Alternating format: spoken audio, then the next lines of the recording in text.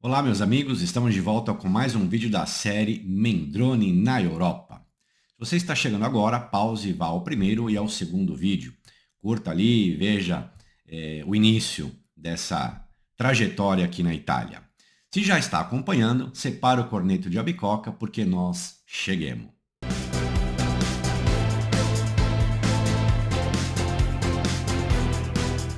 Fala galera maravilhosa que está acompanhando momento a momento minha história dos porquês, como, onde e quanto no que tange a viver na terra da pizza e da pasta asciutta. Vou contar essa passagem de forma jocosa, alegre, satirizando, contudo, ao final, tentem fazer uma reflexão do que foi dito e veja se você está preparado para passar por isso, de start, pagando caro demais. Bom, cheguei em Veneza. O picareta do assessor não estava me esperando. O Wi-Fi do aeroporto não subia nem com reza brava e eu não tinha a mínima ideia do porquê.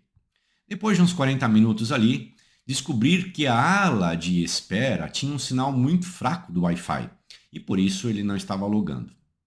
Após conseguir logar, mandei ali 3.458 mensagens para o picareta e ele sequer via as mensagens.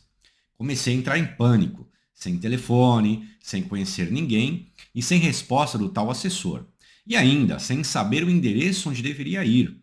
Portanto, eu não tinha nada senão acreditar num milagre.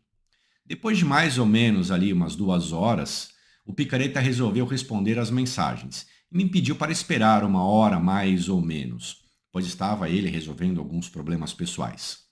Nessa hora, não sabia se era uma enrolação ou se era uma verdade, mas o que seria mais 1 hora para quem já estava totalmente perdido e jogado às traças?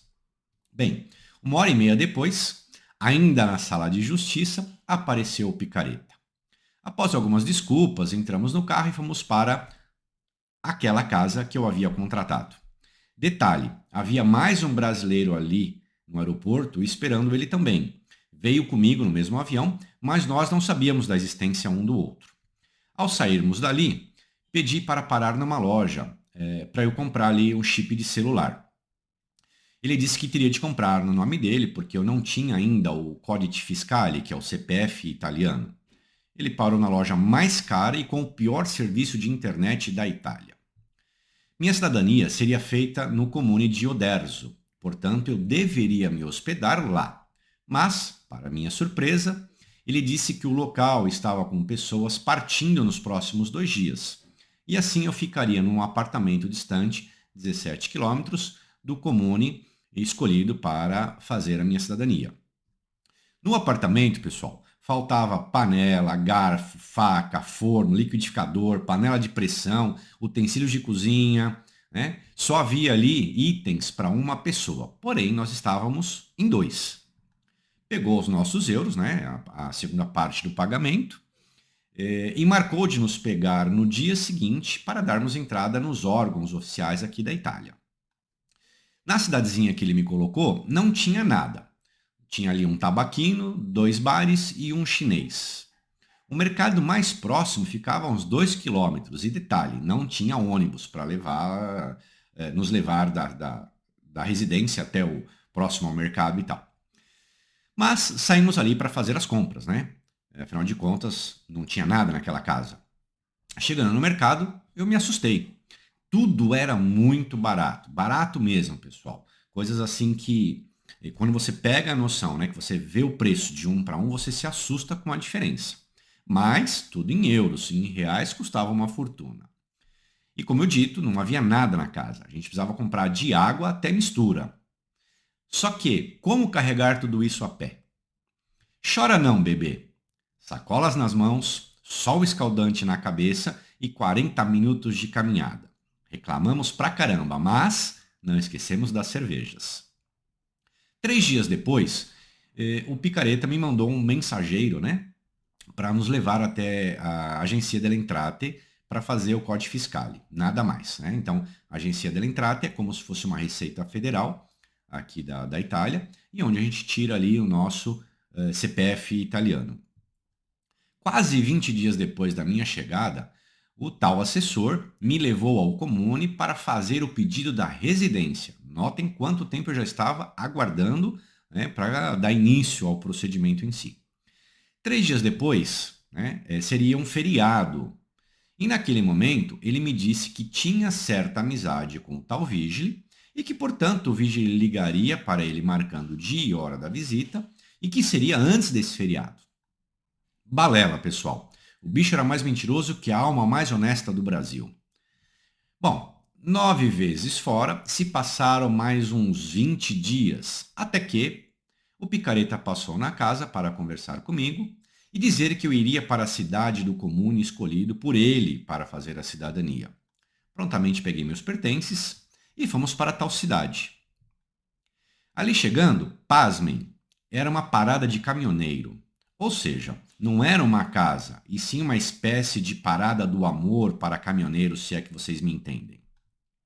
O quarto tinha 1,5 m por 2, uma TV de 12 polegadas ou um frigobar da Barbie, nada mais. Detalhe, havia ali 2 camas, onde ficaríamos eu e o outro colega, chamado André, figurinha carimbada, gente boa, um meninão.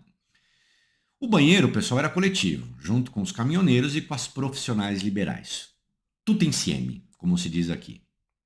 Na mesma hora, disse que não ficaria ali, pois não era o que foi contratado, não era aquilo que ele me ofereceu e que eu paguei, né? E tampouco aquele ambiente me fazia bem, eu não me sentia nem um pouco bem ali. Lembre-se, paguei por uma casa completa e recebi um quarto compartilhado numa espécie de drive-in, onde sequer podia cozinhar. Eu teria de pagar minhas alimentações em um restaurante, né? Café, almoço, jantar. Isso dá mais ou menos 40 euros por dia. E veja que 40 euros, se você converte em reais, dá um bom dinheiro, né? E ali, esse local era uma estrada, né? Não era uma autoestrada, uma freeway, mas era uma estrada, só passava caminhões, nada mais. Estava mais ou menos uns 2 quilômetros do centro da cidadezinha. Mas ele me disse que seria apenas ali 1 ou 2 dias, né? Porque o tal amigo Vigile disse que passaria naquele dia que nós estávamos ou no mais tardar no dia seguinte. Triste ilusão. 7 dias naquela espelunca e nada do Vigile. Lembre-se que na espera do Vigile não podemos sair do local para nada. Devemos ficar ali igual samambaia, pendurada numa janela, à espera de um milagre. Na parte de baixo daquela espelunca tinha um restaurante até bacana, bem montadinho e tal, que nós deixávamos ali os nossos reais, aliás, sacos de reais, né? Porque 40 euros ao dia, naquele momento, dava mais ou menos 160 reais. Hoje algo em torno de 240, 250 reais ao dia com alimentação. No 7º dia, recebemos um pedaço de papel do dono lá daquela estrutura, daquela espelunca, que dizia: passamos aqui e não tinha ninguém. Voltaremos amanhã.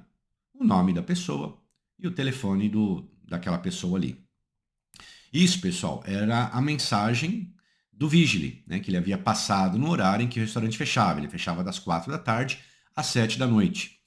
Então, ele passou nesse horário, estava fechado o restaurante e deixou esse bilhetinho. Notem que sequer o policial teve a coragem de tocar a campainha, né? Porque ele tem a campainha. Então, ele poderia ter tocado, qualquer um de nós escutaria e descia para atender, até porque nós estávamos ali esperando, né? Então foi uma sacanagem pura. No dia seguinte, nada. E no outro, também. Portanto, pessoal, 52 dias já haviam passado. E nada. No terceiro, eu já querendo matar alguém e muitos reais mais pobre, muitos mesmo, liguei para o Vigile e perguntei quando ele viria. E ele me perguntou se eu estava lá. Eu disse sim, estou por aqui. 4 horas depois, já desacreditando que ele viria, estávamos no microquarto, pés da vida. Foi quando eu desci para tomar um café e dei de cara com o dono lá daquela espelunca que nós estávamos, dizendo: Vigile, Vigile, viene súbito. Dei um grito para o André descer e pegar o passaporte dele. Enquanto isso, como eu já andava com meu passaporte no bolso, eu fui ao encontro, né, do tal Vigile. Né? Para a gente é uma figura desconhecida. E ali, então, eles sentaram ali à mesa daquele bar, daquele restaurante, né? e vi que eram dois, na verdade. Um de idade, né, mais jovial, um mais novo, e um mais velho, bem mais velho. Cabelos brancos, barba branca, tal. Ali chegando, ao cumprimentá-los em italiano, recebi a primeira pergunta: fala italiano? Sim, falo e entendo. Porém, eu preciso que falem devagar para eu entender, né, o maior número de palavras possível. O vigile mais velho, com um sorriso belo, me disse que se eu preferisse espanhol, ele sabia. Eu disse que ele poderia escolher, pois tanto uma língua quanto a outra eu conseguiria me comunicar tranquilamente. Passamos então à entrevista. Vale destacar que o policial mais velho era da hora, bonzinho, e o novo parecia o capeta chupando limão. Cara amarrada de tipo: "O que é que você, forasteiro, veio fazer na minha terra?" Mais ou menos isso. Passaporte, nome, profissão, o que veio fazer na Itália, você trabalha, né? Essas são as perguntas comuns que eles fazem. E aí fui respondendo aquelas perguntas, são simples, tá, pessoal? Não é nada escabroso. E ao final das minhas respostas eu recebi o tão esperado tutto a posto. Nisso chegou o André, o meninão. Ele não sabia sequer falar buongiorno. Eu dava muita risada com ele. Percebi na cara do André aquele desespero, né? Porque eram dois policiais numa entrevista que ninguém sabia efetivamente o que era, e ele sem falar nem buongiorno, como eu disse. Como se ele estivesse indo ao julgamento, né? E a condenação fosse lá à forca. E aí eu me lembrei daquele policial encapetado. Eu falei, vai dar ruim. O André vai, né, se assustar com isso tudo e pode prejudicar a entrevista. Foi então que tomei a liberdade de falar ao policial bonzinho se eu poderia auxiliar o André na tradução e ele, sorridente, disse sim, sem problema algum. Bom, fizeram as mesmas perguntas para o André e ao final, outro tudo a posto. Ao virarmos as costas, o policial bravo perguntou: vocês são casados? Eu me virei e me perguntei: como assim, cara pálida? Casados? Eu e o André? Tá de sacanagem comigo. Rapidamente eu soltei um: eu sou casado com a minha esposa e o André com a esposa dele. O policial riu e disse: foi isso que eu quis dizer. Sai pra lá, cara pálida, tô ligado que você quis fazer um meme nosso. Já fiquei até imaginando o André vestido de branco, de cauda longa, e as nossas fotos rodando o Facebook, tipo recém-casados, na Itália, com as bênçãos do senhor Vigili. É nada, Jéssica. Quer saber o que aconteceu depois? Assista ao próximo vídeo e descubra o que comecei a passar com o oficial do Comune, que aí vem história. Vejo vocês e não esqueça de comentar, compartilhar e dar o seu like. Bacione e arrivederci.